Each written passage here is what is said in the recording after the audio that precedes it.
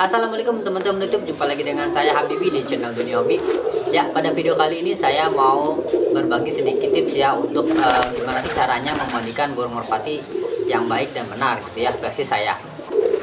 Mungkin terdengar sepele ya, karena memandikan burung itu sangat mudah ya urusannya. Tinggal sediain air, burung, lalu dimandikan gitu ya. Tapi dengan tips yang akan saya sampaikan ini mungkin mandinya akan lebih maksimal lagi, burung-burung bisa lebih sehat lagi. Bagi teman-teman yang penasaran, oke langsung aja.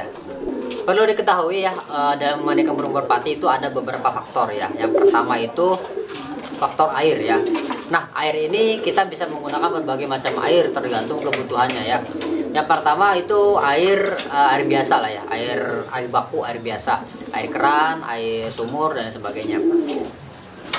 Air ini biasa standar ya, dipakai untuk membersihkan kotoran seperti debu, kotoran-kotoran, terus juga bisa membuat burung biar fresh gitu ya. Ini standar ya, ini air ini biasa dipakai untuk burung-burung yang sehat atau burung-burung yang normal ya, yang tidak ada keluhan apapun. Yang kedua, teman-teman bisa menggunakan air racikan untuk menghilangkan kutu ya. Air racikannya pakai apa bang? Pakai yang pertama itu bisa menggunakan air rebusan, hasil rebusan dari sereh ya. Jadi sereh itu beberapa batang ya, dicincang, digeprek lah ya, digeprek lalu dibuat untuk rebusan air ya, mungkin 1 liter atau setengah liter tergantung kebutuhan lah ya. Nanti didinginkan lalu bisa dicampur dengan air baku, air biasa, itu dibuat mandi untuk burung ya. Itu bisa menghilangkan kutu ya. Kutu itu nggak suka bau-bau sereh atau bau-bau minyak atsiri. Selain sereh bisa pakai apa lagi? Bisa pakai daun sirih ya, daun sirih yang rambat itu bisa. Lalu selain pakai itu, mungkin teman-teman juga bisa memakai beberapa produk yang ada di pasaran seperti ini ya. Ini ada kutu tox ya. Ini salah satu merek dari Medion ya, untuk menghilangkan kutu. Bisa juga dipakai untuk mandi. Nah, dosisnya ada di belakang. Yang ketiga, teman-teman bisa menggunakan air desinfektan ya.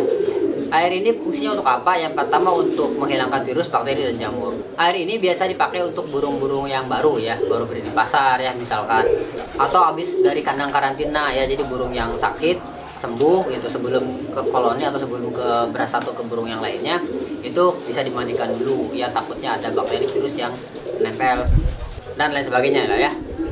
Nah, untuk air desinfektan biasanya saya pakai ini ya, ini Rodalon ya. Ini bisa untuk memandikan lah. Ini desinfektan dan deterjen, tapi bisa untuk memandikan burung juga. Di belakangnya ada caranya ya, 1 mili itu untuk 1 liter air. Wah, cukup hemat juga lah ya.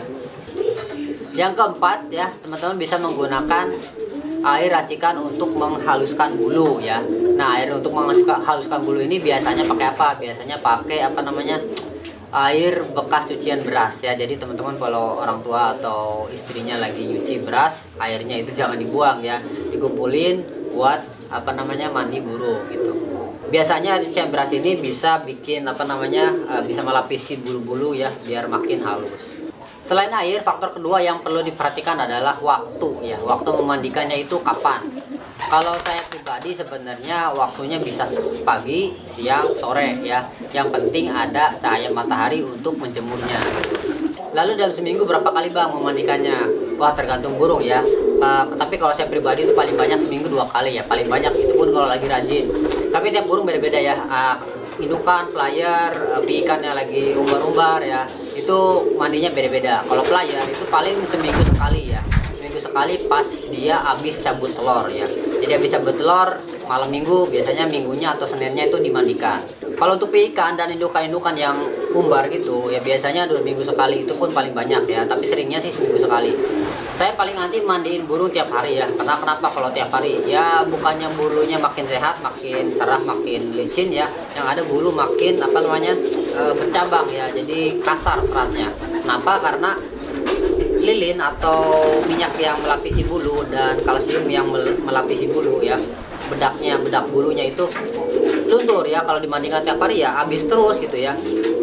Bukan debu doang yang hilang ya, bukan kotoran doang yang hilang, bulu minyak dan bedak-bedaknya pun hilang ya, jadinya bulunya kasar. Lalu gimana bang cara mandinya? Cara mandinya ya dibagi 2 cara. Yang pertama cara manual dan cara auto ya. Kalau yang manual seperti biasa ya, kita sediain air gitu ya, kita airnya mau pakai air apa bebas tergantung kebutuhan burung.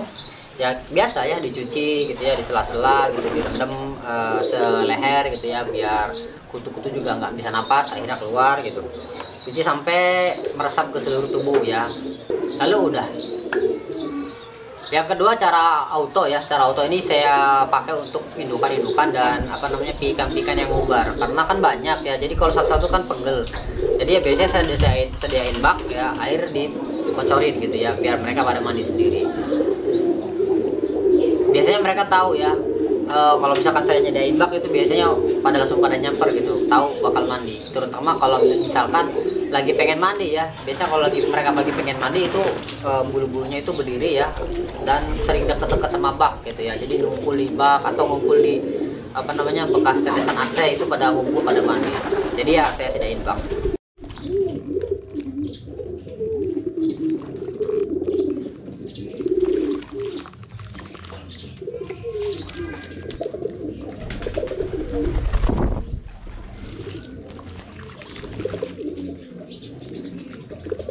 Nah, saat pakai mode auto atau burungnya mandi sendiri itu, kalau misalkan teman-teman mau pakai rodalon atau kutu tox, itu ngasihnya terakhir ya, pas burung udah nyebur ya, udah kerpak gitu ya, udah mandi gitu.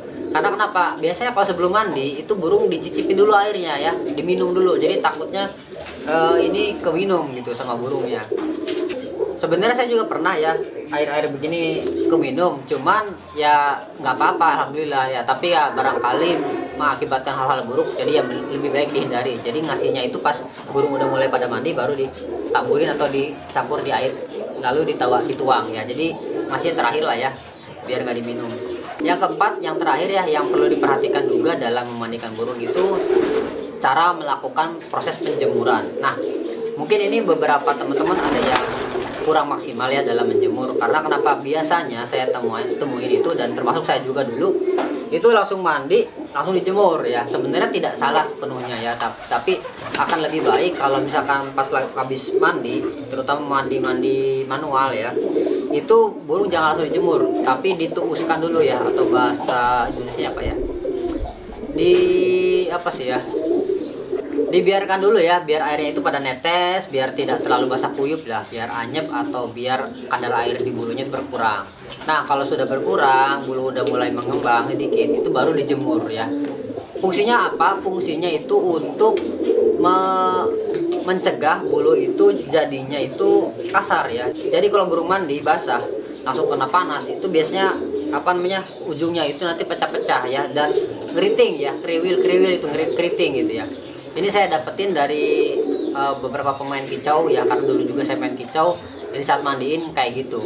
Tapi memang saya buktikan benar. Untuk penjemuran berapa lama? Kalau saya pribadi ya sampai burungnya kering aja gitu ya, nggak terlalu lama juga nggak terlalu sebentar ya, kira-kira aja lah, mungkin sekitar 10 sampai 1 jam, 10 menit sampai 1 jam ya. Tergantung juga cahaya mataharinya lagi bagus atau enggak. Kalau lagi terik ya cukup sebentar aja. Oke, itu aja teman-teman, semoga bermanfaat ya tips-tips untuk memandikan burung merpati. Semoga bermanfaat, sampai jumpa lagi di video selanjutnya. Wassalamualaikum, dadah.